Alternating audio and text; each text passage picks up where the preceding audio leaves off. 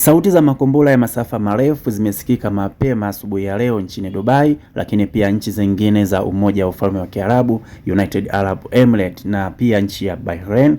Hii kutokana na shambulio ambalo limefanywa na nchi ya Iran maeneo ya Ghuba ya nchi za Kiarabu. Kutokana na shambulio hilo, nchi ya Saudi Arabia imetangaza kuwa imedungua drones mbili za nchi ya Iran, lakini pia nchi ya Kuwait imetangaza kuwa imedungua drone 6 za Iran. Wakati huo huo, Iran imetangaza kupoteza wanajeshi 5 kutokana na shambulio la anga lililofanyika kaskazini mwa Iran. Wakati huo huo, hofu ya Marekani ya kwamba vita hii inaweza ikawa ya muda mrefu yazidi kupanda. Imekuwa ni tofauti na matarajio yaliyowekwa mara ya kwanza ya kuwa vita hii inaweza ikawa ya muda mfupi. Toka tarehe 28 mwezi wa 3 vita hii ilipoanza baada ya Marekani na Israeli kuishambulia Iran, shambulio ambalo lilisababisha kifo cha Khamenei, Iran bado yaonesha ipo imara kivita. Kwa habari zaidi usiache kuminya maneno hayo hapo chini yaliyoandikwa subscribe.